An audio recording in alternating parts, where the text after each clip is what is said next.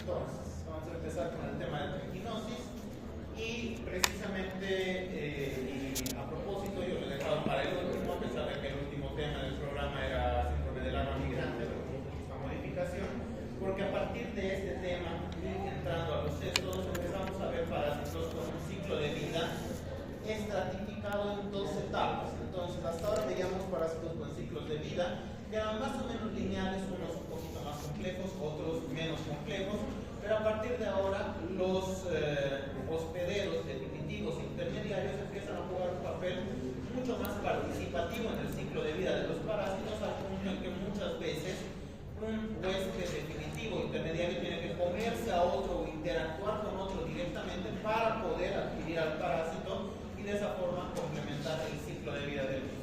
Y esto lo empezamos a ver con triquinosis y lo continuamos en los estudios. Entonces, definición. La triquinosis es una infección parasitaria causada por el nematodon Trichinella spiralis. Hay otras especies de Trichinella que a veces algunos autores les dan importancia médica, otros no, como la Trichinella pseudospiralis y otros más, pero en su mayoría todos coinciden en que el único patógeno del ser humano propiamente es Trichinella spiralis. Las demás especies que existen en este género suelen ser parásitas de los animales y en alguna eventualidad muy rara pueden llegar a, no vamos a decir causar patología, pero afectar al ser humano, ingresar al ser humano, y normalmente son autolimitados. Este parásito se transmite a los humanos principalmente a través del consumo de carne cruda o mal cocida, más frecuentemente mal cocida que cruda, de animales infectados, especialmente el cerdo. Esta es la famosa enfermedad del cerdo, la que vuelve infames a los cerdos por su cantidad de patógenos que pueden contener, aunque no es la única enfermedad. Justamente la teniasis es la otra de ellas, y vamos a ver que se relacionan bastante ambas enfermedades. Pero también, además del cerdo, puede estar presente en animales salvajes y hoy en día en algunos animales domésticos o de granja también pueden estar presentes. Y vamos a ver que es una eventualidad relativamente rara, que no debería ser frecuente en la teoría, pero que hoy en día pasa cada vez más seguido por ciertas malas prácticas de las personas. La triquinosis entonces es una enfermedad zoonótica, es una enfermedad que afecta normalmente a los animales y accidentalmente puede ser transmitida al ser humano y nosotros volvernos el huésped definitivo en ciertos casos. Es menos común en países con estrictos controles alimentarios, le hace países del primer mundo, países desarrollados, porque ellos hacen cumplir mucho mejor las leyes y sobre todo las leyes de protección a los consumidores, a los alimentos, a las leyes de control de alimentos distribuidos, procesados y generados. Entonces ellos no tienen tanto este problema, por eso son más rigurosos. Nosotros, que todavía tenemos un consumo clandestino, digamos, hasta cierto punto, es muy difícil hacer un control real y por lo tanto seguimos constituyéndonos en fuentes de infección para el medio ambiente. Sigue siendo un problema de salud pública en muchas regiones, como dice acá. Los brotes pueden ocurrir cuando se consumen productos cárnicos contaminados. Ojo aquí, no solamente carne, sino productos derivados de la carne. Ahí entra, por ejemplo, embutidos como el salami, el chorizo y demás, que también derivan de la carne y también, por lo tanto, pueden llegar a contener parásitos. Entonces, no basta con decir las carnes cocidas, también los otros productos cárnicos hay que vigilar su preparación. Y aquí parece que se nos ha desconfigurado toda la presentación. Bueno, la triquinosis entonces, epidemiología, es una patología que tiene origen en Asia, sobre todo, donde se consumía desde la antigüedad mucho la carne de cerdo, con excepción de ciertas regiones, y que luego, debido a ciertas migraciones poblacionales que han llevado consigo a sus rebaños, a sus animales de cría, han ido distribuyéndose por el resto del mundo, principalmente África y América. Europa también, pero Europa ya con el desarrollo económico y con el desarrollo humano que ha experimentado en los anteriores siglos, ya deja un poco de lado estas enfermedades, sobre todo parasitarias, porque son muy ligadas a las malas prácticas y a la patología. Nosotros todavía seguimos sufriendo. Los primeros brotes de la enfermedad como tal han sido observados recién descritos a finales del siglo XIX, ya que el tiempo pasado se confundía con otras infecciones alimentarias. Y cuando hablemos de la sintomatología, van a ver por qué era tan fácil confundir esta enfermedad. Entonces, es una enfermedad cosmopolita, teóricamente está en todo el mundo. Esta no requiere de ciertos elementos o ciertas características del entorno para prosperar, a diferencia de los organismos que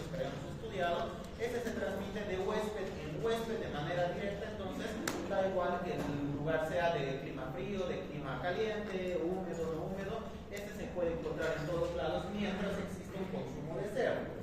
Porque, a ver, creo que estaba por aquí, y si no, creo que está en una diapositiva posterior, pero un dato curioso es que los egipcios, por ejemplo, no se enfermaban de estas parasitosis transmitidas por el cerdo, como la triquinosis o como la tenia, que vamos a ver en el próximo tema, porque no consumían carne de cerdo por motivos religiosos. Entonces ellos tenían otras enfermedades asociadas al consumo de otros animales. Pero descartando estas pocas regiones culturales donde el consumo de cerdo está prohibido o no se practica, el resto del mundo sí tiene la presencia de triquinosis. En América Latina se encuentra en Argentina, Chile, Uruguay, México y Bolivia principalmente, pero eso no descarta el resto de los países, también se encuentra en otros lugares menos frecuentes por, de nuevo, los estrictos controles que tienen, pero todavía presente en Estados Unidos en menor medida. Y con los factores asociados tenemos la salubridad, el saneamiento, la crianza de cerdos. Está muy ligado esto a la maquinaria de crianza y aprovechamiento de animales domésticos sobre todo. La triquinosis es una enfermedad parasitaria entonces causada por el consumo de carne mal cocida que contenga los quistes de este parásito.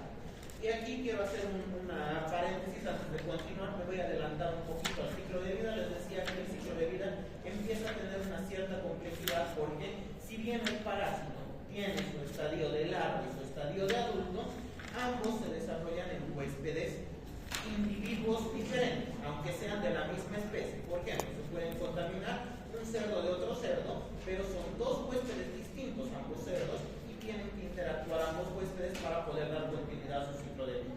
De tal forma que un cerdo contaminado con los quistes, la etapa quística, cuando es devorado por otro animal, puede ser un cerdo mismo porque es omnívoro o algún otro depredador, donde entramos los seres humanos, nosotros adquirimos la infección adulta y luego empezamos a producir quistes que cuando seamos devorados o cuando el animal o el depredador sea devorado van a pasar a un nuevo huésped. Entonces más o menos háganse esa idea y vamos a ver ahorita el ciclo de vida. Entonces, para poder infectarme con esto necesito consumir yo directamente a un huésped intermediario que tenga los quistes presentes en su organismo y por lo tanto indirectamente estoy consumiendo los mismos quistes para que estos puedan desarrollarse en adultos y puedan seguir el ciclo de vida.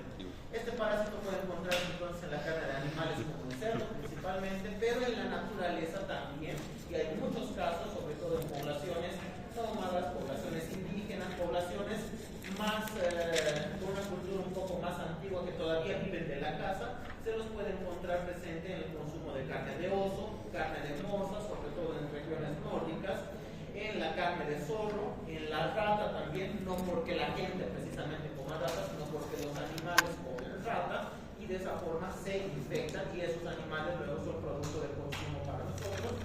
El caballo puede infectarse y ustedes me dirán, pero el caballo no come carne, el caballo no es depredador, no es carnívoro.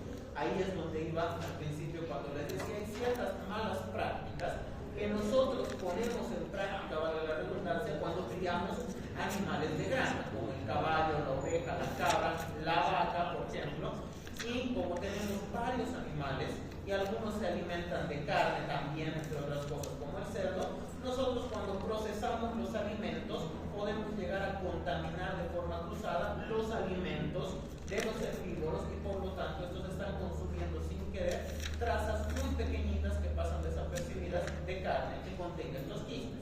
Entonces se vuelven huéspedes infecciosos portadores de la triquinosis que luego nosotros podemos llegar a consumir, como por ejemplo la carne de vaca, la carne de oveja y en algunas zonas sí se consume la carne de caballo. Entonces también estas carnes, a pesar de ser pertenecientes a herbívoros, nos pueden pasar a nosotros la triquinosis. Y en algunas zonas el león también, pero el león no es precisamente de consumo humano, sino que se ha llegado a documentar leones con triquinosis en zoológicos, en reservas naturales, no porque nos los comemos, sino porque los cuidadores han encontrado la enfermedad presente en el león y el león sí es un depredador que se come animales. Entonces sí puede tener la enfermedad igualmente. El agente causal, entonces vamos a describir al agente causal. Trichinella spiralis es un nemátodo filariforme pequeñito de 2 a 4 milímetros apenas de longitud, es bastante pequeño, comparable quizás con los estrongiloides o con las uncinarias que ya conocemos, que tiene como hábitat el intestino delgado. La forma adulta habita en el intestino, en el tracto gastrointestinal, y a partir de allí pone su descendencia. Y no digo huevos porque este es uno de los pocos parásitos que existe que son vivíparos, porque pone directamente las larvas ya vivas. No pone huevos, no existen huevos en su ciclo de vida, entonces del adulto salen larvas y las larvas van a ir madurando hasta volverse adultos. Entonces, en ese sentido, bastante lineal su ciclo de vida, de larva a adulto, de adulto a larva simplemente. Las larvas, cuando están saliendo del adulto en el intestino, no les gusta el entorno intestinal. Entonces, ¿qué es lo que hacen? Dado su pequeño tamaño de apenas 100 micras, pueden atravesar fácilmente las capas del endotelio, del epitelio y demás y pasar la circulación. Por la circulación hacen su paseo a través del cuerpo y tienen un tropismo, sobre todo por la troponina y la miosina de los músculos estriados. Entonces van a ir buscando en la circulación hasta llegar a una fibra muscular y en ese momento se bajan de la circulación, se meten a la fibra muscular y ahí se enrollan. Por eso el parásito se llama Trichinella spiralis, porque se enrolla en una espiral. Se enrollan para madurar, pero no se quedan ahí simplemente estando, sino que aprovechan ciertos componentes propios del músculo, del tejido muscular para alimentarse a través, ahorita vamos a ver en la próxima diapositiva, en la patogenia, a través de un complejo que este mismo parásito forma. La larva entonces se enrolla y empieza a generar una especie de membrana quística que le envuelve. Y esa membrana quística contiene entre sus elementos una célula, normalmente que está en contacto con el músculo y con la larva, que se llama célula nodriza. Entonces, esa célula es la encargada de extraer los nutrientes y pasarle los nutrientes necesarios para alimentarse a la larva, los extrae del músculo y se los pasa a la larva. La larva va madurando y simplemente adopta un rol pasivo, porque recordemos, para infectarme necesito consumir la carne que contenga estas larvas.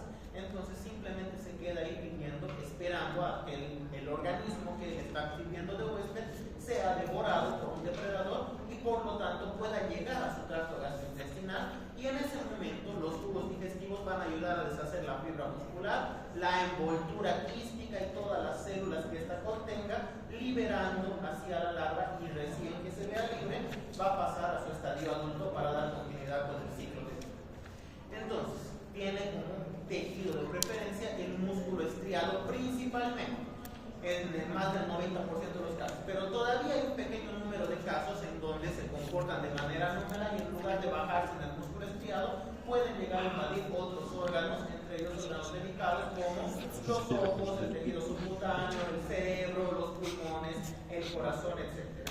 Entonces, puede invadir prácticamente cualquier tejido de forma menos frecuente, y en la mayoría de los órganos, que son bastante grandes, la enfermedad como tal que producen es muy autolimitada, porque los órganos tienen mucha tolerancia a este tipo de estrés patológico.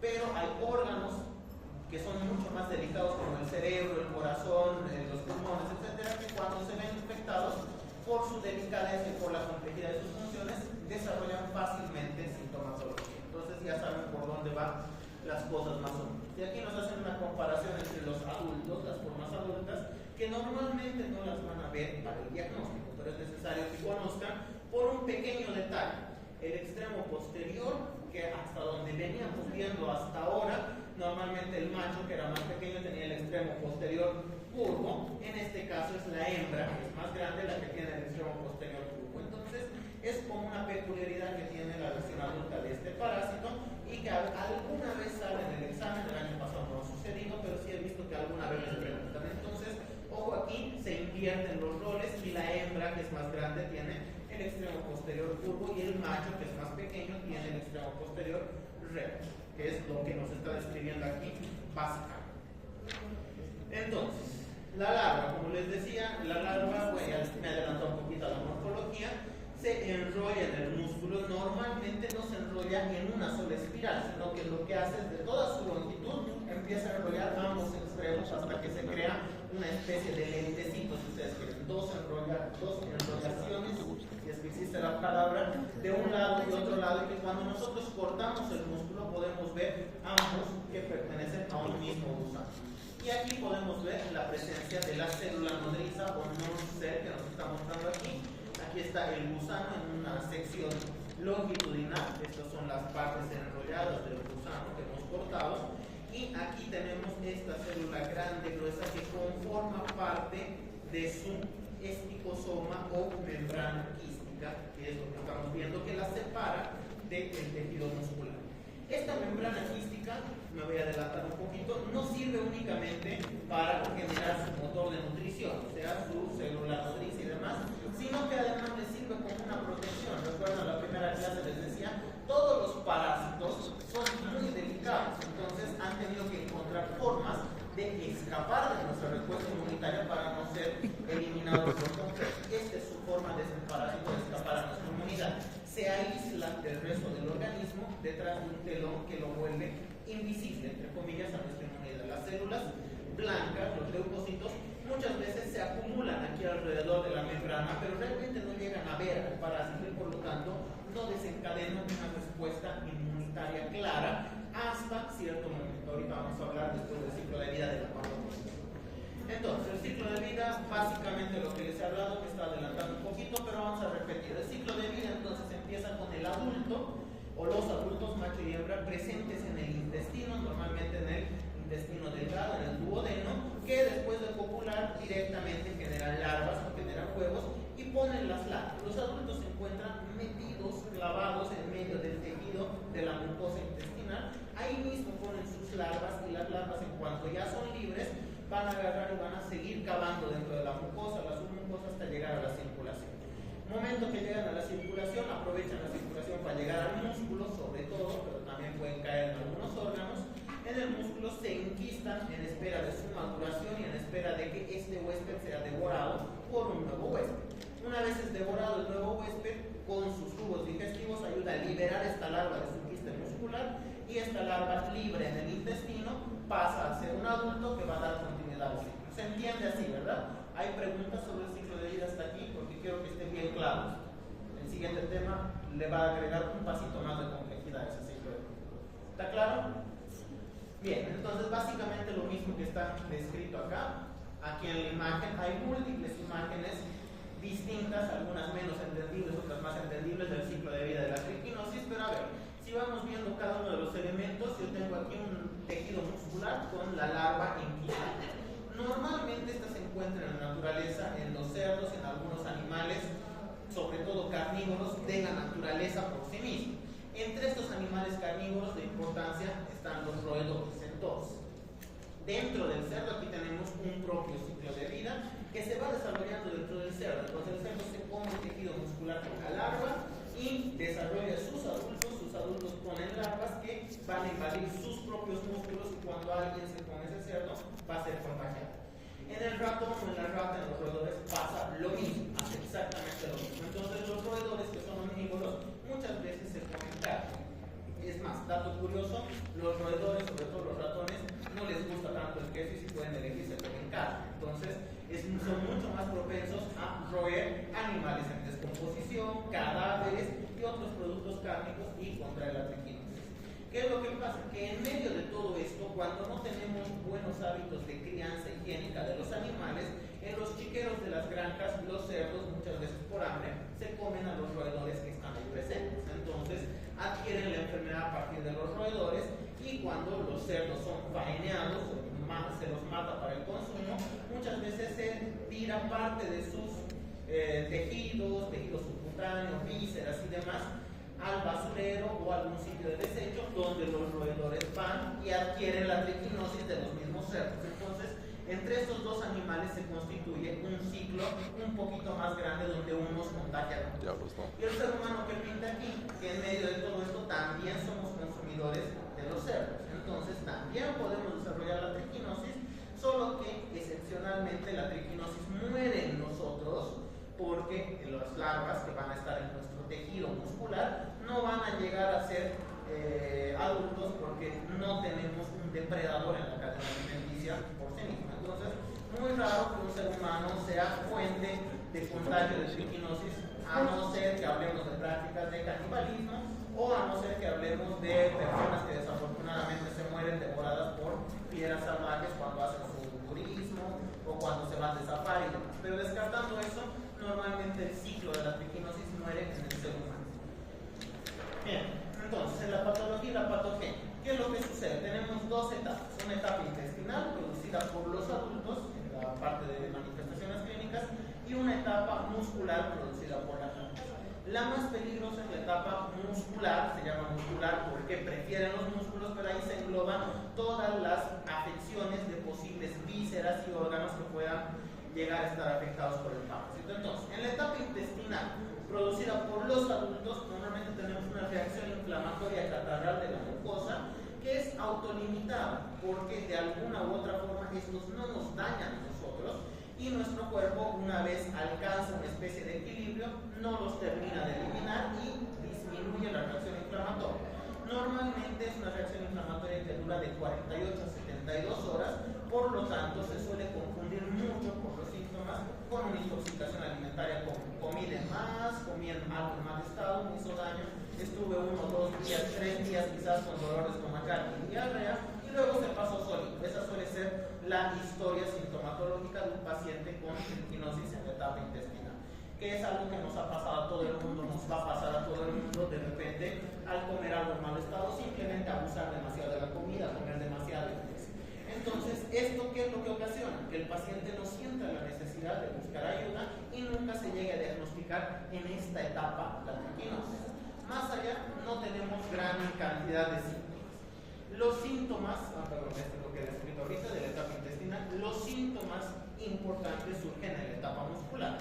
La gran mayoría de los casos, estamos hablando de un 75% aproximadamente de los casos, suelen ser autolimitados, o como estoy diciendo, asintomáticos, porque aquí sí tenemos síntomas, pero autolimitado quiere decir que a veces el paciente no es consciente de los síntomas, no sabe describir sus síntomas, o simplemente se siente mal, siente algunas molestias sin poder identificar qué es lo que le pasa exactamente, y por lo tanto hasta que se decida a ver si va a ir a buscar ayuda, muchas veces el cuerpo se encarga de combatir hasta cierto punto y ganar la guerra contra estos parásitos, y el paciente se siente mejor y ya no va al médico. Entonces hay muchos casos que no se diagnostican y hacen que la enfermedad sea subdiagnosticada en general. Estos síntomas en los pacientes en los que es autolimitado, los pacientes que no presentan síntomas graves, normalmente se limitan a una reacción inflamatoria en el o los músculos, porque recuerden que no es solamente un parásito, no es solamente una larva, sino que son varias. Entonces hay grupos musculares que se ven afectados eventualmente por las larvas, y las larvas, cuando se enredan o mejor dicho, se envuelven en su capa quística, en su membrana quística, se aíslan del organismo, hemos dicho, y la inmunidad no los reconoce. Pero llega un momento en el que se cumple el tiempo vital, porque no son inmortales esas larvas, y esas larvas terminan muriéndose.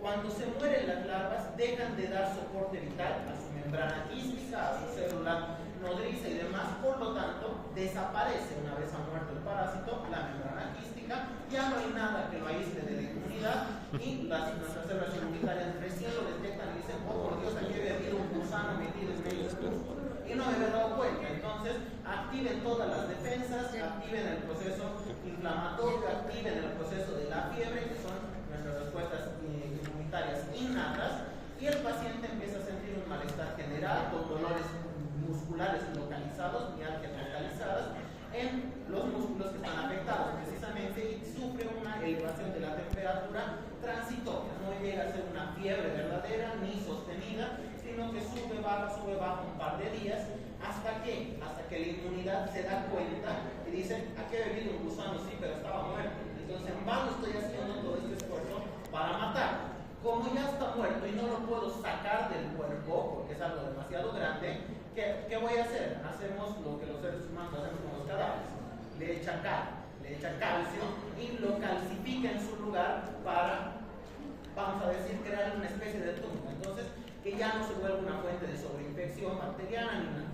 Entonces empieza a echarle cal, lo calcifica y ese nódulo que queda se vuelve una especie de huesito chiquitito que se puede ver en las radiografías muchas veces. Pero eso me está representando ya la muerte de la larva que ha sucedido dentro del tejido, y en ese momento ya la inmunidad da por terminada su tarea y dice, hasta aquí nuestra tarea, y reacción inmunitaria y el paciente deja de sentir dolor, deja de tener fiebre, deja de estar con malestar y eventualmente se queda tranquilo porque dice, fue un malestar transitorio, fue una gripe, de repente me estaba sintiendo mal, ya se me pasó y no va al médico. Esos son los casos autolimitados, casos que se dan sobre todo en los músculos con unas tasas de infección bastante bajas, no infecciones masivas, y en algunos casos en algunos órganos muy tolerantes al estrés, como por ejemplo el hígado, que es un órgano grande, o el tejido subcutáneo, que es bastante resistente a este tipo de daños. ¿Cuándo empeora la situación? ¿Cuándo empeora el cuadro? Cuando nos vamos a los órganos más débiles, a los órganos más delicados como el cerebro, la conjuntiva, por ejemplo en los ojos, el corazón, etc. En este caso, la reacción inflamatoria que se produce de manera localizada va a afectar todas las estructuras que controlan ciertas funciones vitales. Ya les he dado de sobra ejemplos de lo que puede pasar cuando esto sucede en el cerebro, en el ojo, pero ¿qué tal si sucede en el corazón? Y tenemos la mala suerte de que una de estas larvas, de repente de las muchas que hay, está metido cerquita de las DX del corazón. ¿Por qué? Esa inflamación va a causar daño a las DX, va a causar daño al sistema de conductividad eléctrica del corazón y el paciente puede llegar a desarrollar síntomas más severos como por ejemplo arritmias, taquicardia paroxística y en algunos casos incluso se ha documentado una muerte súbita o un infarto de miocardio. Entonces, si tenemos una alteración de un órgano tan delicado como es el corazón, es lógico que los síntomas aumenten proporcionalmente en gravedad y puedan llegar a causar daño. En el cerebro lo mismo, si el cerebro se afecta, ustedes ya saben todo lo que puede pasar y además, si se afecta el cerebro, los síntomas son tan variados como las funciones que el cerebro controla. Entonces, de repente puedo tener a un paciente, por ejemplo, que empieza a tener alteraciones hormonales porque su pituitaria está funcionando mal, no está secretando bien por la inflamación las hormonas necesarias y empieza a sufrir una desregulación hormonal generalizada. Y no lo voy a asociar con esto, sino pienso que existe un nivel cerebral que controla otras funciones corporales. Entonces, hay muy variado, tan variado como las funciones del cerebro puede existir. Si está en los ojos, puedo tener conjuntivitis, puedo tener retinitis, inflamaciones de las distintas estructuras oculares y no nos olvidemos, la retina sobre todo es tan delicada que si se inflama demasiado se desprende y el paciente pierde la vista por siempre. Eso ya no se recoloca, ni con gotita, ni con mocopol, ni con nada. Complicaciones entonces diversas, cardíacas, neurológicas, pulmonares. En cuadros pulmonares puede llegar a tener cuadros que se confunden fácilmente con la tuberculosis porque va a haber destrucción del tejido, pero el pulmón está de alguna forma conectado con el medio externo a través de los capilares y la vía aérea. Entonces, si existe destrucción del tejido, hay sangrado. Ese sangrado en la vía respiratoria actúa como un cuerpo extraño que el cuerpo intenta eliminar tosiendo, produciendo mucosidad, produciendo flema que va a estar teñida de sangre. Entonces, fácil confundir con tuberculosis y en algunos casos puedo llegar a tener complicaciones trombóticas, porque si esto sucede cerca de donde están pasando una arteriola, una vénula o alguna vía circulatoria, ahí en esa zona puede que se empiecen a aglutinar las plaquetas, los hematíes y los elementos formes de la sangre y me generen un coágulo intravascular que luego se desprenda y vaya circulando hasta llegar a una zona bien chiquitita y me causa una isquemia. Entonces se va a volver un trombo y ese trombo puede llegar a cualquier parte del cuerpo vascular.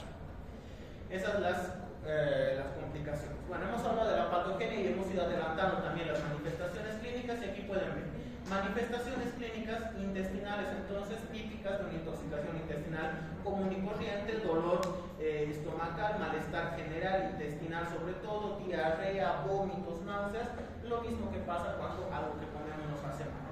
Cuando pasamos a la etapa muscular y o visceral, tenemos una fiebre generalizada, leve, intermitente, va y viene, sobre todo dolor muscular de los músculos afectados, eosinofilia. Esto no es un síntoma por sí mismo, sino un hallazgo de laboratorio, pero tenemos los eosinófilos elevados y en este caso es muy importante porque muchos parásitos intestinales no llegan a elevar lo suficiente los eosinófilos. Entonces hemos hablado de todos los parásitos, protozoos y helmintos intestinales que hemos visto. El intestino está como un compartimiento diferente del cuerpo. Pero aquí estamos hablando de parásitos que están en comunicación con la sangre, entonces obviamente van a desencadenar mucho más la respuesta inmunitaria adquirida y por lo tanto activación de eosinófilos, inmunoglobulina C, todos los elementos específicos para parásitos.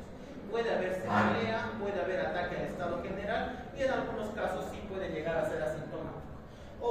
un dato que, si bien no está muy claro por qué sucede, es que uno de los síntomas que puede llegar a indicar la presencia de triquinosis es edema en la cara. La cara se empieza a hinchar, el edema se distingue de la inflamación en las estructuras por el signo de la fobia. Yo agarro y a una cara hinchada le aprieto un poco y normalmente esa piel debería regresar inmediatamente a su forma normal, pero si le aprieto a una persona con edema, mi huella de mi dedo se va a quedar marcada y lentito va a ir recuperando la forma, la piel. Eso es el edema básicamente. Y ese edema en la cara puede llegar a producirse algunas veces en los ojos, en los dos ojos en un solo párpado, lo cual se describe semiológicamente como un edema unipalpebral bilateral. Ojo, diferencia con lo que habíamos hablado de la enfermedad de Chagas, que era lo contrario, era un edema bipalpebral de un solo lado, unilateral. ¿Okay? Cuidado con confundirse con esos signos que son muy parecidos. Y bueno, ahí está, en la fase migratoria, otros síntomas, mialgias, fiebre, escalofríos, sudoración. Aquí mismo creo que está el edema, aquí está. Edema sobre todo en la cara, ¿okay? No les menciono este dato de un palpebral bilateral. Diagnóstico. ¿Cómo hago el diagnóstico? Aquí sí es un poco complicado, porque lo primero que tengo que hacer siempre para cualquier diagnóstico es sospechar de la enfermedad. Y para sospechar de la enfermedad yo tengo que saber muy bien qué cosas puede causar la enfermedad para poder encontrar y decir, este paciente tiene edema y además le está doliendo justamente el cuádriceps derecho y qué sé yo. Puede que llegue a tener un parásito en el músculo, recién tengo la sospecha y ahora tengo que ir a diagnosticar. ¿Qué es lo que voy a hacer? ¿Un coproparasitológico normal, común y corriente? No, porque este parásito no sale en las heces. Si bien vive en el intestino del adulto, nunca llega a salir en las heces. Entonces, me olvido del coproparasitológico. Pero eso me hace más difícil las cosas. Yo tengo que buscar o al adulto en el intestino o a la larva en los órganos, en los músculos. Entonces, con esa premisa en mente, para facilitarnos las cosas, preferimos recurrir a las pruebas serológicas. Porque digo, no voy a ir buscando a ver en qué músculo, en qué órgano, puede que llegue a encontrar una larva de 100 micras de tamaño para ver qué hacer el diagnóstico. No. Entonces, prefiero buscar todos los elementos de la inmunidad que me indican que existe la triquinosis en el cuerpo. Entonces, de elección suelen ser las pruebas serológicas como ELISA, inmunofluorescencia indirecta, Western blot y demás, aglutinaciones, todas las que sean serologías, la que tenga disponible le puedo hacer. Generalmente es la ELISA la más disponible, piden inmunoglobulina G, inmunoglobulina M para triquinosis, para trichinella spiralis y me va a dar el resultado. Pero en algunos casos, esto no me va a dar un resultado definitivo, porque no estoy viendo el parásito y sé que las pruebas indirectas tienen una chance de dar una reacción cruzada. ¿Se acuerdan de eso? Habíamos hablado de eso en leishmaniasis, donde la prueba serológica para leishmania puede dar positivo en un paciente con Chagas sin que tenga leishmania, porque se parecen, porque las familias de los parásitos son parecidas. Entonces aquí me puede llegar a dar una reacción cruzada con otros parásitos. Entonces yo tengo siempre un margen de duda de los resultados positivos aquí. No es un diagnóstico de certeza. Diagnóstico de certeza entonces es encontrar al parásito, ver al parásito, identificar sus características morfológicas. Entonces algunos protocolos de diagnóstico prefieren el diagnóstico definitivo, que se hace de manera directa, y para eso hay que buscar a las larvas por biopsia muscular. Y aquí viene la gran dificultad, en dónde le tomo la biopsia, porque tomar biopsia es agarrar y sacar un pedacito de tejido bien chiquitito para examinarlo al microscopio. Y si sé que este parásito tiene afinidad con el músculo estriado, pues lo voy a tomar en un músculo estriado. ¿En cuál de todos los que tienen ustedes? De anatomía se deben acordar ahora. ¿Cuántos músculos tiene el ser humano? Más de 100. ¿En cuál le tomo? Ahí la dificultad. Entonces, tienen que saber, y esto creo que no está muy detalladamente explicado en su libro, que los parámetros o las pautas para tomar biopsia muscular suelen ser o una biopsia del músculo álgico, o sea, del músculo que está doliendo, cuando se puede identificar exactamente de qué músculo se trata, o si no puede identificar exactamente qué músculo es, porque hay pacientes que dicen, me duele la pierna, pero ¿qué músculo de la pierna? La pierna tiene muchos músculos, ¿verdad? El paciente dice, no sé exactamente en qué parte me duele la pierna. Entonces, si no se puede precisar, se prefiere tomar de dos músculos principales. El más frecuente, el deltoides, músculo del hombro, porque tiene ciertas características, ciertas condiciones que nos facilitan la técnica de la biopsia. Es un músculo ancho, es un músculo plano, por lo tanto cuando yo inserto la aguja para tomar la muestra, voy a tomar prácticamente todo el ancho del músculo como muestra. En cambio, en un músculo que es más bien redondeado, como puede ser el bíceps, yo inserto la aguja y voy a tomar una pequeña parte de la superficie del músculo. Y si el parásito está hasta adentro, no lo llegué a tomar, ¿verdad? Entonces prefiero músculos planos. Sobre todo el deltoides, por su facilidad de acceso, yo puedo acceder a toda la extensión del músculo, incluidas las inserciones tendinosas fácilmente. Y la segunda alternativa es el músculo sóleo de la pantorrilla, donde yo puedo tomar igual de la inserción tendinosa en el tendón calcáneo, el famoso tendón de Aquiles. Entonces, en ambos músculos yo tengo acceso fácil a las inserciones tendinosas de los músculos, y son los sitios de preferencia cuando no he identificado el músculo afectado en cuestión. Y bueno, el parámetro ya me adelantó un poquito, pero se tiene que tomar siempre de la inserción tendinosa del músculo, cualquiera de sus inserciones tendinosas, porque son las zonas más vascularizadas del músculo principalmente. Pónganse a pensar en los zapatos de la larva del parásito, que va a salir de la circulación al músculo y no va a ir navegando el músculo hasta estar cómoda, sino que en cuanto sale y puede, se enquista. Entonces, más frecuentemente lo va a hacer cerca de la inserción tendinosa del músculo. Otros laboratorios que me pueden servir, y aquí el texto lo menciona y a veces genera confusión: la creatinquinasa, la deshidrogenasa láctica, las gamma globulinas, todas estas se piden aparte en el hemograma, en un examen de sangre. Pero no me están indicando específicamente que hay triquinosis, me están indicando otra cosa que me ayuda a sospechar de la triquinosis. Normalmente cuando un paciente viene con fiebre ya nos está indicando algún tipo de infección por lo general. Y además dolores musculares, articulares, qué sé yo, se puede confundir con muchas cosas, con una gripe, con infecciones generalizadas, una sepsis, un montón de patologías, todas infecciosas. Entonces lo primero que suele hacer el médico, y que van a hacer ustedes, es pedir un hemograma. El hemograma básico con recuento de glóbulos rojos, blancos y plaquetas. ¿Para qué? Para que el recuento de glóbulos blancos les dé una pista de qué tipo de infección se trata. Si son neutrófilos, será bacteriana; si son eosinófilos, será parasitaria. Ese suele ser el primer paso. Entonces, si yo ya tengo una sospecha clínica, puedo añadirle a la solicitud de este hemograma ciertas enzimas como la creatinquinasa y la deshidrogenasa láctica, que me van a orientar a pensar en una patología muscular. La creatinquinasa, ¿qué es lo que hace? A ver, esta pregunta les he hecho a mis estudiantes de práctica, pero como lo estoy charlando tanto, vamos a repasar bioquímica. ¿Quién me dice qué hace la creatinquinasa?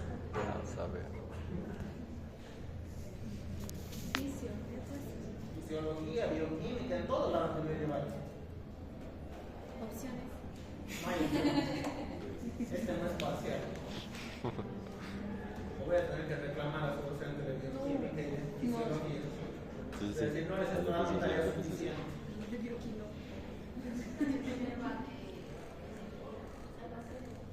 La creatinquinasa. Te acabamos de decir que es una enzima. Las enzimas catalizan o median reacciones metabólicas, no almacenan nada.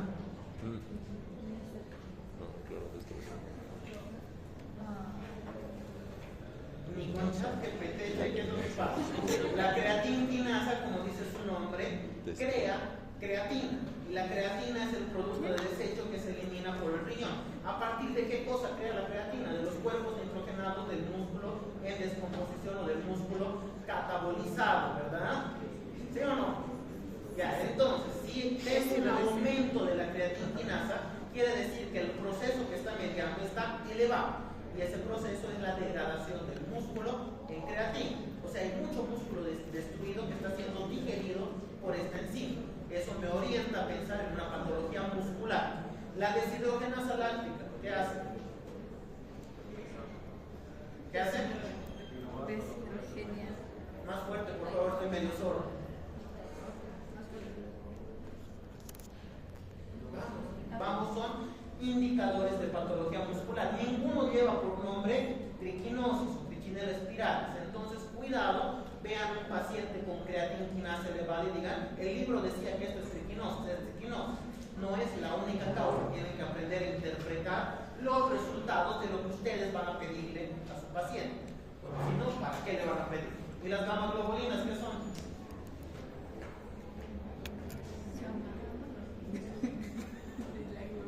Ahí sí que no le puedo reclamar a su docente. Su docente soy yo les he dado este tema de la primera clase.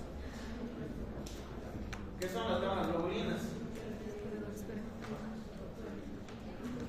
¿Qué son? Las gamma-globulinas es el otro nombre que reciben las inmunoglobulinas, que ya conocen, inmunoglobulina M, IgM, inmunoglobulina G, IgG. En otras palabras son anticuerpos, ¿no ven? Los anticuerpos que median el proceso inmunitario. Entonces, si tengo esto y esto elevado, o sea, destrucción muscular, y además tengo inmunoglobulinas elevadas en nivel, quiere decir que esta destrucción muscular está producida por un antígeno de un microorganismo invasor, o sea, por una infección que ataca al músculo. Y a eso me limita las opciones en las que voy a pensar qué infecciones atacan al músculo. Orienta mi pensamiento, pero no es diagnóstico de triquinosis. Y finalmente la PCR, que se puede hacer para cualquier enfermedad, ya les había dicho, y en este caso por la dificultad del diagnóstico, porque podemos no tener un diagnóstico definitivo y el diagnóstico de presunción nunca vamos a llegar a confiar al 100%. Sí está permitido pedir PCR para triquinosis. Tratamiento. La mayoría de los casos son autolimitados, lo que les decía, no hace falta el tratamiento, es más, ni siquiera llegan al médico para diagnosticarse, ni se curan solitos, se mejoran solitos, por lo que les he dicho, el cuerpo termina destruyendo, bueno, no destruyendo, detectando al parásito ya muerto, y ahí lo ataca, cuando ya está muerto, lo vapulea, y después se da cuenta que está muerto y para la reacción inmunitaria. Pero si el paciente sufre de muchos dolores, si el caso es un caso leve, puedo recurrir a analgésicos y antiinflamatorios, empezando por los AINES, los más básicos, y terminando en los corticoides. Pero si necesito matar al parásito porque he detectado múltiples quistes, ojo, esto no lo había puesto aquí en el diagnóstico, pero es cierto, si yo tengo sospecha, otra forma de más o menos orientarme son los exámenes de imagen. Yo puedo pedir una radiografía de la zona afectada. Le duele el brazo derecho, radiografía del brazo derecho, y en la zona opaca, la zona negra, perdón, que debería ser músculo, menor densidad radiológica, veo puntitos blanquitos, como si tuviera huesitos desperdigados ahí, como perdigones de hueso. Eso es el reflejo de los quistes calcificados de los parásitos ya muertos. No me va a mostrar los quistes que siguen vivos, porque ese sigue siendo misma densidad que el resto del tejido, ¿verdad? Pero me va a dar evidencia de que ahí hubieron quistes que se murieron, y eso me dice que la enfermedad puede producir quistes que se osifican en el músculo, la triquinosis. También puedo pedir ecografía dependiendo de la zona y de la gravedad, y la ecografía no me va a mostrar a los quistes calcificados, sino que me va a mostrar huequitos que son estos espacios quísticos, y de repente con la ecografía yo puedo llegar a ver cientos de estos en un músculo. Eso me va a indicar si este músculo que estoy evaluando tiene cientos de quistes, ¿qué será en el resto del cuerpo? Tiene mucha parasitosis. Entonces, si el caso es grave, yo voy a buscar matar rápidamente a los parásitos y necesito darle tratamiento que se absorba por vía digestiva. Recordemos lo que les decía, el albendazol es buenísimo para hacer quimoprofilaxis porque mata a los parásitos intestinales como Ascaris y todos ellos, pero no se absorbe en cantidad suficiente para producirle toxicidad al paciente. Entonces le puedo dar y el paciente no va a tener efectos adversos y es que está basado. Eso ahora nos juega en contra, porque yo necesito que se absorba para llegar hasta el músculo o al tejido donde está el parásito.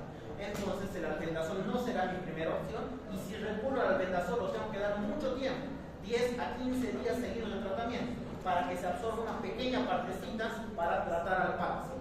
Prefiero dar el mebendazol, que es su familiar, que se absorbe un poco más, todavía le tengo que dar unos 3 días con un esquema, otros 3 días con otro esquema, siguen siendo unos 6 días más o menos.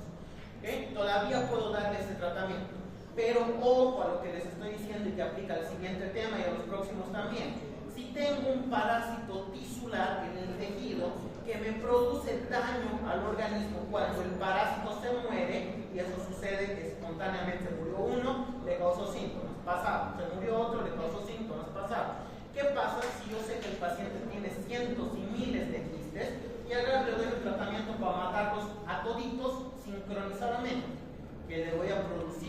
tratamiento una inflamación, una reacción inflamatoria generalizada al paciente, similar a una reacción alérgica, y por darle el tratamiento y matar a todos sus parásitos de golpe, le puedo llegar a producir la muerte por choque anafiláctico al paciente.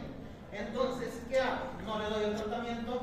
No, le tengo que dar el tratamiento, pero además le tengo que dar algo que evite que se me muera por el tratamiento que le estoy dando. Y para eso recurro a los corticoides. Los corticoides son antiinflamatorios muy potentes, corticosteroideos, pero además de su efecto antiinflamatorio tienen un efecto inmunosupresor. Ya habíamos hablado de eso en alguna de las enfermedades de inmunodeprimidos, ¿verdad? Pacientes que reciben corticoides para inmunosuprimirse en trasplantes son propensos a otras enfermedades. Entonces, me sirve por partida doble. Disminuye la reacción inflamatoria mientras le estoy dando el tratamiento, pero además disminuye la reacción inmunitaria típica de la alergia y por lo tanto le puedo dar este tratamiento junto con el corticoide y el paciente no se me va a morir. Pero tienen que darle juntos, porque si no, le dan un día a su paciente el tratamiento, al día siguiente no vuelve, se murió. ¿Okay? Así de rápido actúa la anafilaxis. Entonces, que no les pase a ustedes. Hay muchos médicos jóvenes que están en la cárcel por no haber atendido a esto y haber dado un mal tratamiento. Entonces, aprendan de la experiencia de otros y que no les suceda a ustedes. Y la prevención es bastante fácil. Evitar consumir carne mal cocida, carne de fuentes en las que no confío, y obviamente tengo que hacer una prevención al ser humano, que hay sus hábitos alimenticios, y otra prevención a los animales de consumo del ser humano. Estas medidas de prevención van a estar orientadas hacia los mataderos, las granjas y los criaderos de animales domésticos. ¿En forma de qué? En forma de leyes, de regulaciones higiénicas que vayan a controlar que ese criadero de cerdos esté con buena higiene, que los cerdos estén bien alimentados, con alimentos bien controlados y que no se coman ratas de por ahí, que no se coman entre ellos, que no se anden comiendo basura y demás cosas, que los cerdos antes de su consumo por el ser humano estén verificados de no tener la triquinosis. ¿Cómo se hace eso? Pues puedo recurrir a algo similar a la biopsia del ser humano, pero que lo hago durante la muerte del animal en medio de su autopsia. Entonces, cuando abren en el matadero al cerdo, yo voy y tomo muestras al azar de varios cerdos del músculo, principalmente de los pilares del diafragma, otro músculo plano, grande, en donde podría buscar. No le hago eso al paciente humano porque no puedo acceder a su diafragma, pero a los cerdos sí, porque están muertos. Entonces, a esto se le llama triquinoscopía. Agarro la muestra, una muestra más grandecita del músculo, y todo ese músculo lo voy a poner en una máquina que aplasta 2 piezas de vidrio planas para que ese músculo que estaba compacto se separe sus fibras y yo pueda examinar con un aumento las fibras, el espacio entre las fibras musculares para detectar los quistes. Eso se llama triquinoscopía, el aparato se llama triquinoscopio y es una medida de prevención para la triquinosis. ¿Okay? A veces preguntan en el examen, por eso estoy pasándome el trabajo de indicarles cómo se hace eso. Y finalmente, algo que no está aquí en la presentación, pero que tienen que conocer porque es más reciente, está popularizándose un método que se llama digestión enzimática artificial o extracorpórea, en donde nosotros simulamos una digestión enzimática de una parte más grande, una muestra más grande de tejido muscular, de biopsia por ejemplo y demás, en donde va a digerir con enzimas artificiales todo el músculo como si estuviera en el estómago de una persona y va a liberar a las larvas. Entonces, si en una muestra que he tomado del músculo había una sola larvita y capaz no la veía al momento de examinar el microscopio, con este proceso todo el músculo desaparece, me queda solo la larvita y ahora voy a poder ver. Entonces es mucho más eficiente, pero no está disponible en todo lado. Quizás de aquí a unos, no sé, 5 o 10 años, cuando ustedes estén trabajando, ya esté aquí y tengan que pedir eso en lugar de una biopsia convencional o común y corriente. Entonces tienen que conocer también los avances que existen. Por suerte esta primera parte es la más cortita. Solamente vamos a hablar de teniasis hoy día, no de cisticer cosas, ¿ok? Después para la próxima. Entonces, con el tema anterior hemos cerrado el capítulo de los nemátodos, entramos al capítulo de los cestos. Necesito que me confirmen, por favor. Les di al principio de esta unidad una introducción a los helmintos, donde hablaba de las diferencias entre nemátodo, cesto y platelminto, nemátodo. ¿Sí? Les he mostrado la imagen típica de una tenia, que por qué se le llama gusano simple y demás. Ok, entonces eso va a ser más fácil la descripción morfológica. Aquí tienen algunas imágenes como carátula de las especies de tenia que afectan al ser humano, solo al ser humano, porque existen otras cientos más que afectan a muchos animales. Es más, algunos los vamos a estudiar como la tenia de la rata, la tenia del perro y así más adelante. Pero por ahora estamos hablando de las tenias convencionales, comunes y corrientes. Estos parásitos son parásitos muy grandes. La imagen que les había mostrado al principio de la unidad, donde veíamos una cinta toda larga y enrollada en la pantalla, realmente casi podría estar a tamaño real, porque pueden llegar a medir varios metros de tamaño. Como son tan grandes y el cuerpo humano no tiene espacio para darles cabida, entonces suelen afectar un parásito a un ser vivo, a un huésped. Por eso también popularmente se los conoce como solitarios, porque están un solo gusano dentro del cuerpo. Los parásitos que nos afectan en este género son Taenia solium, Taenia saginata y muy brevemente descrita Taenia asiática, porque aquí no nos afecta, solamente está en el continente asiático, entonces nosotros nos centramos en estas dos principales. Aquí nos dan un poco de historia, nos hablan de la descripción que habían hecho ya los antiguos griegos, le habían dado una nomenclatura que no nos importa mucho, pero no va a entrar a su examen. Los romanos le han dado otra nomenclatura distinta y hoy en día su género y su clasificación taxonómica toman prestadas algunas palabras de estas nomenclaturas antiguas, pero eso nos da a entender que ya la conocían muchísimo tiempo atrás. Y de hecho, como les decía en la presentación anterior, los egipcios, por ejemplo, se sabía que no se afectaban de una de estas tenias porque no consumían cerdo, se afectaban de la otra porque consumían otro tipo de animales. Entonces, ya desde esa época se tenía conocimiento de estos parásitos.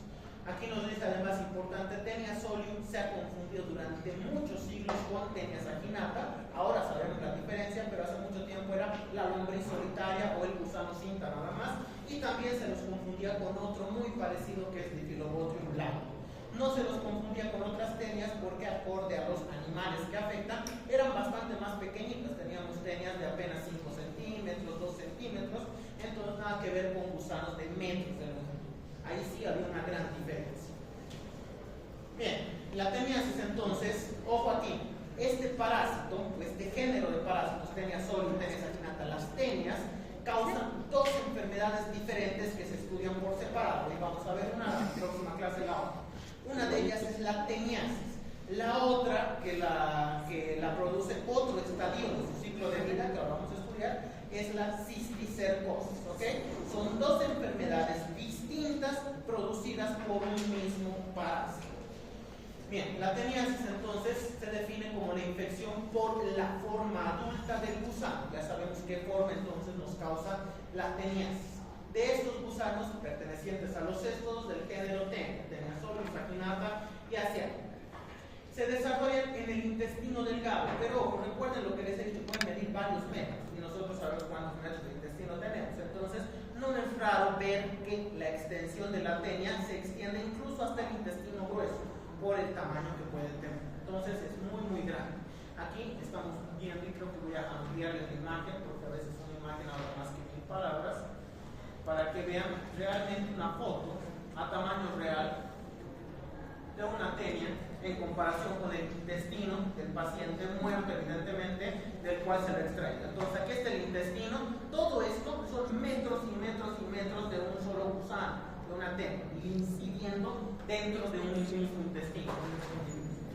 El huésped definitivo aquí nos pone hombre, pero ya les adelanto que esto está muy discutido hoy en día, porque como les he dicho, los otros huéspedes también juegan un papel clave, sobre todo animales domésticos, juegan un papel clave en su ciclo de vida. Entonces, ¿cómo definimos al huésped definitivo de los huéspedes intermediarios en este caso? Si estoy hablando de la teniasis, que es la infección por la forma adulta, hemos dicho que normalmente contiene la forma adulta cuando los sexos del parásito están definidos, es el huésped definitivo. Entonces, si la teniasis la tiene el hombre pasa a ser el huésped definitivo. Si la tenia la tiene un animal, un cerdo, una vaca, qué sé yo, ese animal pasa a ser el huésped definitivo. Entonces, el término huésped definitivo va variando según quién esté afectado en este caso. Y los huéspedes intermediarios, que normalmente se los presentan como los cerdos y las vacas, ahí vamos a entrar un poquito en las diferencias entre las dos especies, son las principales, o otros animales también pueden llegar a ser huéspedes intermediarios de estos. Incluso los seres humanos podemos llegar a fungir como huéspedes intermediarios dependiendo de la patología como tal. Aquí tenemos una clasificación taxonómica, no voy a entrar en detalle porque nunca les preguntan el reino, el filo, la clase y demás, simplemente para que vean que corresponde al grupo de los sexos. La morfología, entonces, aquí las siguientes 3 diapositivas más creo nos hablan de la morfología de ambas especies, porque eso sí es muy importante y les voy a pedir, ya no como tarea, pero para ustedes, que se hagan un resumen de las diferencias principales entre Taenia solium y Taenia saginata, porque seguro van a preguntar en el examen. Siempre preguntan y a veces sacan muchas preguntas de este mismo cuadrito de diferencias. Entonces, la Taenia solium, recordemos aquí lo que les decía, los adultos tienen segmentos corporales bien definidos, tienen una especie de cabeza que se llama escolex, con unas ventosas y demás, tienen un cuello y tienen una estróbila, que es el resto del cuerpo, conformada por segmentos que se llaman proglótides. Entonces, tengo que tomar en cuenta esto para ir haciendo las diferencias por cada segmento corporal. Entonces, en el adulto, el extremo anterior o escolex está constituido de manera bastante delgada, parece en comparación al cuerpo como la cabecita de un alfiler más o menos. Entonces la cabeza después es bien chiquitito, el cuerpo se hace más ancho en adelante. Entonces, esta cabeza en Taenia solium tiene una forma piriforme, forma de pera, no se olviden. En algunos textos, y creo que en alguna parte de su mismo texto, más adelante lo describe como forma romboidal. Entonces imagínense un rombo de esta manera, esa es la forma de la cabeza de Taenia solium.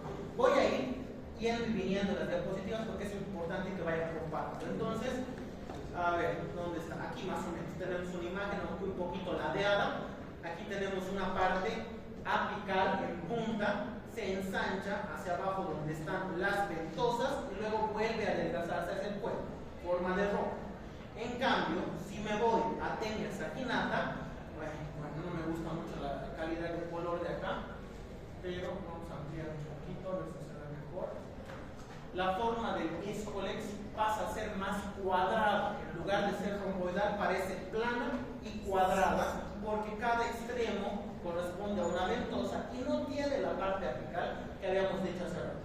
Esa parte apical, hemos visto en esta, tiene estos pequeños pelitos, que en realidad no son pelos, que parecen el cabello de la Taenia, que son ganchitos, son una especie de espinitas cóncavas que utiliza para fijarse a la mucosa intestinal. Entonces, este parásito Taenia solium tiene 2 órganos de fijación, las ventosas y los ganchos. Estos ganchos constituyen una estructura que se llama rostelo dentro del escolex. Todo esto es del escolex.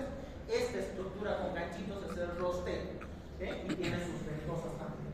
En cambio el otro es más cuadrado y plano porque no tiene todo esto, es como si hubieran cortado esto, no tiene, y es plano y cuadrado, solamente tiene ventosas, no tiene rostelo con ganchos, hay otra diferencia.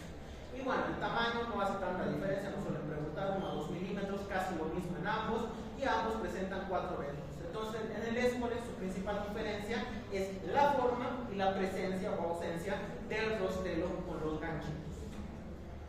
Pasamos al cuerpo, a las proglótides. Entonces, cuando yo hablo del cuerpo, como pueden ver es un cuerpo en cinta segmentado, aquí están los segmentos que también se examinan al microscopio, tengo que describir el interior de cada uno de estos segmentos. Aquí está uno de estos segmentos al microscopio, pero creo que en la siguiente diapositiva está mejor, sí. Aquí. Entonces, yo tengo una diferencia de proglótides según la posición del cuerpo en la que están. Más cerca al cuello son proglótides inmaduras. Más al medio del cuerpo son proglótides ya maduras. Recordemos lo que les había dicho en la primera clase de esta unidad. Las proglótides se forman hacia el cuello. Entonces yo tengo el cuello acá, forma una proglótide, el cuello forma otra proglótide y desplaza la primera hacia distal, forma otra y va desplazando todo el cuerpo de esta manera. Esto quiere decir que las más distales son las que tienen mucho más tiempo, son más antiguas y por lo tanto han tenido tiempo de madurar y de volverse grandes, o sea, capaces de poner huevos. Entonces tengo esas 3 clasificaciones: proglótides inmaduras, maduras y grávidas. La diferencia principal se da en las proglótides grávidas, porque estas se pueden desprender solitas para salir del organismo hacia el medio externo y ser contaminantes. Entonces, cuando cuando ya están grávidas, en Taenia solium, sus proglótides son casi cuadradas, más o menos igual ancho que largo. ¿Okay? Se notan menos los rectangulares que son. Mientras que en Taenia saginata, las proglótides son muchísimo más largas, perdón, muchísimo más, ¿cómo?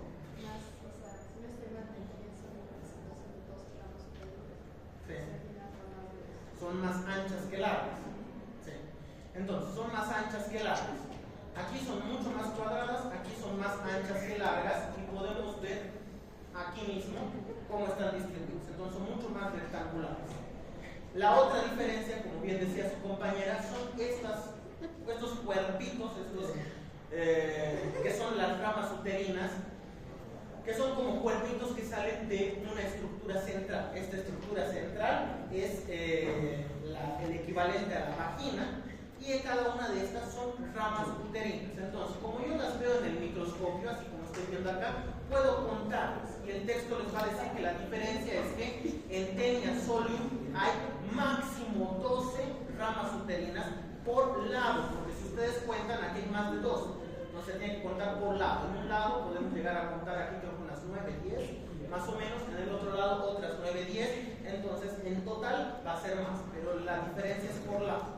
Entonces hasta 12 por lado, por eso son más cuadraditas, están las Taenia solium. Y la Taenia saginata, si ustedes se fijan en la imagen del medio, que se les voy a ampliar, podemos llegar a tener más de 12, muchas más. Generalmente en promedio 35 a 38 ramas por lado. Entonces, solamente viendo una de estas proglótides yo ya me doy cuenta por qué son más anchas que largas, y se debe al número de ramas uterinas que alberga cada una. Aquí podemos contar si quieren 1, 2, 3, 4, 5, 6, 7, 8, 9, 10, 11, 12. Hasta aquí son 12, entonces al resto deben ser un poco más de 24, 26 más o menos por lado.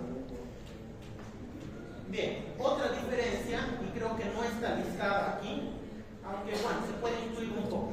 Ambas especies pueden seccionar sus proglótides grávidas. Las proglótides salen a través del conducto anal hacia el exterior, y aquí nos dicen Taenia solium sale con menos frecuencia, la eliminación de porciones de estróbilo por defecación, o sea, se elimina más frecuentemente en porciones completas. En cambio, en la Taenia saginata se eliminan individualmente más frecuentemente.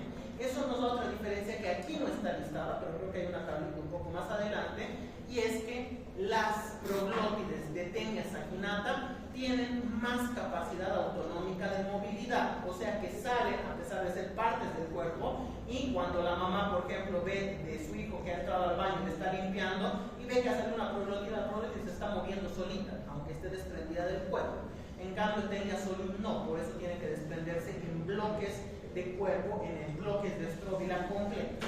Y esto se debe a que Taenia saginata en su proglótide tiene esta cosita de acá, esta abertura que conecta la cavidad vaginal con el exterior, y tiene la capacidad de poner sus huevos al exterior, o sea, los va eliminando los huevitos. Para eso necesita contracciones musculares periódicas, y eso le da la capacidad de movimiento. Entonces tiene un poro genital que conecta con el exterior. En cambio, Taenia solium no tiene poro genital. Por lo tanto, la única forma que los huevos sean liberados es cuando toda la estructura muere y se empieza a deshacer. Ahí los huevos quedan libres al exterior. ¿Okay? Entonces eso explica otra de las diferencias. Taenia solium menos movilidad, Taenia saginata más movilidad. Taenia solium sin poro genital, Taenia saginata con poro genital. Les estoy dando la respuesta a su tablita porque les van a preguntar en el examen. Pero bueno, esas son las diferencias en el adulto. También hay diferencias en el huevo y en el estadio larvario. Entonces me voy a saltar el estadio larvario que estaba por aquí arriba y me voy a ir directo a los huevos para completar la diferencia. Entonces, los huevos de Taenia saginata y solium son prácticamente iguales, con un solo pequeño detalle distinto, y es que Taenia solium y Taenia saginata tienen una envoltura que se llama embrióforo de doble membrana. Entonces, dos membranas, ambas separadas y con unas irradiaciones como si fueran los radios de una bicicleta. Eso le da un aspecto, según el texto, de llanta. Por aquí está, una doble membrana pues irradiada, está mal escrito, que asemeja una llanta de auto o un neumático. Si quieren. En su interior, estas son reconstrucciones de micrografía electrónica de barrido, pero así es como se ve al microscopio. En su interior yo puedo ver la presencia, un segundo que amplío esto para que alcancen a ver, yo puedo ver la presencia de una estructura familiar, estas cositas de aquí que vienen en pares, 1 y 2, un par, 1 y 2, otro par, 1 y 2, otro par. Estos son los vestigios que van a formar los ganchos del rostero. Por lo tanto, ¿cuál creen que va a ser la diferencia entre los huevos de Taenia solium y saginata? Que Taenia solium, que presenta rostelo, va a tener la presencia de estos 3 pares de ganchitos en su interior, mientras que Taenia saginata no va a tener la presencia de ganchos porque nunca desarrolla un rostelo. ¿Verdad? Diferencia importante entre los huevos. El texto les hace más diferencias, como por ejemplo el tamaño, les dice que Taenia solium se tiñe el huevito más de café, mientras que Taenia saginata es más transparente. Esos son detalles que no van a entrar en pregunta de examen para ustedes, pero les sirve al técnico de laboratorio para identificar. Entonces, esta estructura del centro se llama oncosfera. Nos vamos distinguiendo bien las partes. Embrióforo, toda la membrana exterior, la doble capa de membrana. Todo el contenido se llama entonces oncosfera. Y esa oncosfera es el rostelo de la futura Taenia que está invaginado hacia adentro. Entonces imagínense como un calcetín, una media que le dan la vuelta. Entonces para volverse el parásito adulto tiene que salir hacia afuera, formar el rostelo y el cuello ya cuando se vaya volviendo adulto va a ir desarrollando los segmentos corporales. Entonces se entiende, ¿verdad? Eso porque seguramente en los próximos temas le voy a utilizar la pizarra para dibujarles algunos de los huevitos y van a ver en el dibujo esquemático que es como si fuera un calcetín dado la vuelta a la oncosfera. Y esa oncosfera también recibe el nombre, y esto lo han debido ver en su texto, si han leído, de embrión hexacanto. Eso está por aquí está. Embrión hexacanto. Embrión porque es el vestigio que se va a volver en el parásito adulto. Hexacanto viene de hexa, que quiere decir 6, el hexágono y demás. Canto, que quiere decir ganchos. Entonces es un embrión con 6 ganchos o con 3 pares de ganchos, que es lo que les he mostrado. Y ahora sí, esta es la tablita que quiero que se haga, no tan exageradamente detallada como esta, porque aquí hay muchas cosas que no van a entrar en su examen, pero principalmente quiero que diferencien el escolex, con las diferencias que les he mencionado, las proglótides grávidas o las maduras, no en función a la cantidad de testículos y lóbulos ováricos, sino en función a las ramas uterinas y al tamaño, ¿no? Más largo que ancho, más ancho que largo, que sea. Eso les va a ayudar. Y finalmente, en el ciclo biológico hay una diferencia más. Les había dicho, el huésped intermediario pueden ser las vacas o los cerdos, y eso depende de la especie. Taenia solium tiene como huésped en la naturaleza los cerdos, y Taenia saginata tiene como huésped en la naturaleza al ganado vacuno, a las vacas sobre todo, pero también los bueyes, los bisontes y demás, todo lo que es vacuno. Entonces, no afectan de manera cruzada. ¿Okay? Y finalmente aquí nos falta una forma, que es la forma larvaria, del huevo, la larva y de la larva el adulto. Entonces, esta forma larvaria es la que causa la cisticercosis y por lo tanto se le llama cisticerco a la forma larvaria. Entonces, huevo, cisticerco es la forma larvaria y el adulto son las 3 fases del ciclo de vida de la Taenia. Y vamos a dejar aquí dando una breve explicación de lo que es el ciclo de vida. Entonces, si yo sé que el cerdo es el huésped de Taenia solium, por ejemplo, entonces pienso un poco en lo que pasa en triquinosis, ¿se acuerdan? Tengo que infectarme después de haber comido carne, vísceras, qué sé yo, que contengan larvas. Entonces, yo me voy a contagiar, o el cerdo, quien quiera, me voy a contagiar de teniasis cuando consumo un animal con cisticercos, que son sus larvas, ¿verdad? Y yo que voy a tener tenias, aquí hago la diferencia con triquinosis, voy a eliminar en mis heces los huevitos de la tenia, eso no pasaba en triquinosis porque no había huevos, elimino los huevos y cuando otro huésped come los huevos va a desarrollar al cisticerco, no a la tenia. Entonces tengo que dividir en 2 fases bien diferenciadas el ciclo de vida. ¿Está entendida esa parte? Si como el cisticerco me da tenia. Si como el huevo de la tenia, me da cisticerco. No puedo desarrollar las 2 cosas a no ser que tenga las 2 fuentes de transmisión en una sola persona, que puede llegar a pasar con los seres humanos. Entonces, si yo me como la carne de cerdo o de vaca, lo que ustedes quieran, que tenía cisticercos en su carne, en su músculo, en su tejido, voy a desarrollar la tenia en mi interior, voy a eliminar huevos. Si además tengo tan mala higiene que cuando voy al baño no me lavo las manos, ando agarrando cualquier cosa, mi comida, también voy a comer los huevos y esos huevos en mi interior se van a volver cisticercos. Entonces, generalmente las personas, muy ocasionalmente algún animal, puede llegar a tener las dos enfermedades al mismo tiempo. Pero por convención en el ciclo de vida se necesitan dos huéspedes distintos que cumplan las dos partes diferentes del ciclo de vida. ¿Okay? Ahí lo vamos a dejar, continuamos la próxima clase.